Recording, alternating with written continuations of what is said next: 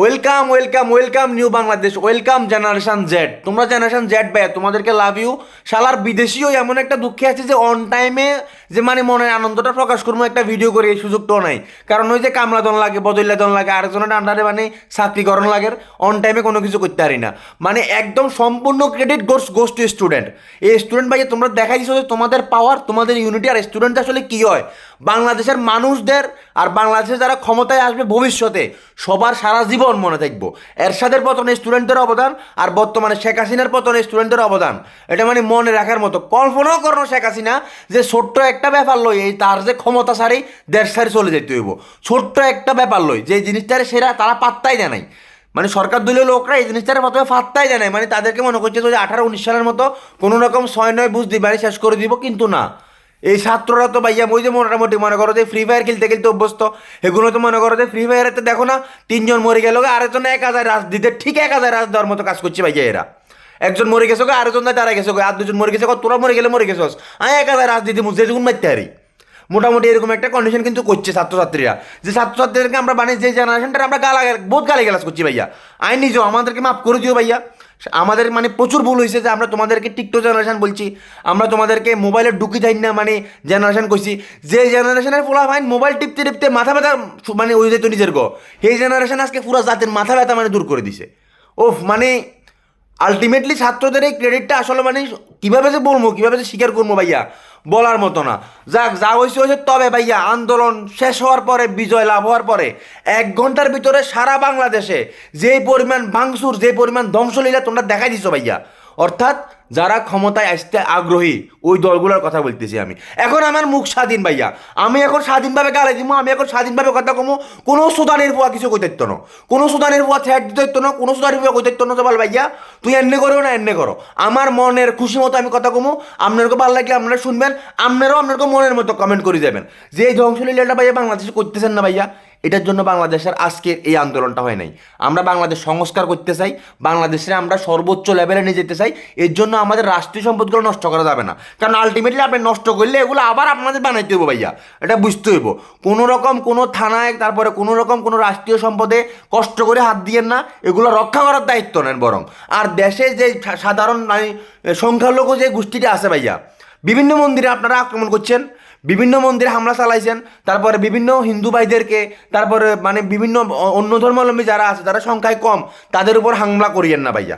এই কাজ করি এই আন্দোলনের জয়টারে আপনারা অন্যদিকে প্রভাবিত করিয়েন না, কারণ আপনাদের এই ত্যাগ, এই ক্ষমতা, আমি আপনাদেরকে আপনি করে অবশ্যই বলবো ভাই, আপনারা আমার নেতা ভাই, আমি আপনাদের নেতা মানি ভাই, সোজা কথা। আপনারা 6-7 জন সমন্বয়ক মিলি 158 জনের কমিটি, আপনারা যে পরিমাণ মানে এনার্জি দেখাইছেন, যে পরিমাণ বুস্ট করছেন দেশের মানুষরে, এটা অন্য কোনো দল পারে নাই। স্টুডেন্ট ভাইয়া, সোজা কথা, আপনাদেরকে সেলুট। আমরা প্রবাসীরা সবসময় ব্যাচের উন্নয়নে আসি, যেভাবেই হোক। অন্ততপক্ষে এতদিন যারা রেমিটেন্স বন্ধ বন্ধ বই চিল্লেছে তারাও এখন রেমিটেন্স পাঠাইবো। দেশের উন্নয়নে আমরা সর্বোচ্চ ভূমিকা রাখবো ইনশাআল্লাহ, সোজা কথা। আর হইল যে ভাই দেশের এই আনন্দ ভাই সবাই ভাই, আমরা এই আনন্দে কী পাই নাই, এই আন্দোলনে আমরা কী পাই না, আমাদের অনেক ভাইরা আমরা হারাইছি।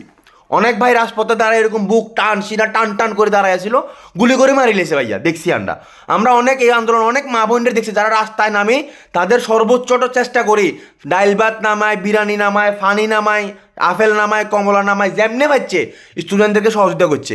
এরকম অনেক ছোটো ভাই থেকে দেখছি যারা ঘরের থেকে বাইরেতে না পারে উপরের থেকে লাঠি দিয়ে ছাত্রছাত্রীর করে সহযোগিতা করছে, মানে সর্বোপরি যার যারা অবস্থান থেকে সর্বোচ্চ সহযোগিতা করছে। আমরা প্রবাসীরা দেশের খবর লই বেলায় ভাইয়া যখন নেটটা বন্ধ করে দিয়ে হাগলা কুত্তার মতো গেছিলাম, কোন সময় দেশের একটা নিউজ পাবো প্রতিদিন, মানে প্রতি খালি স্ক্রল করতাম, খালি প্রতিটা স্ক্রলে খালি দুঃখের একটা নিউজ পাইতাম। আর আজকে প্রতি স্ক্রলে দেখে যে আনন্দ সুখ, মানে একদম অন্যরকম একটা ফিল কাজ করে ভাইয়া।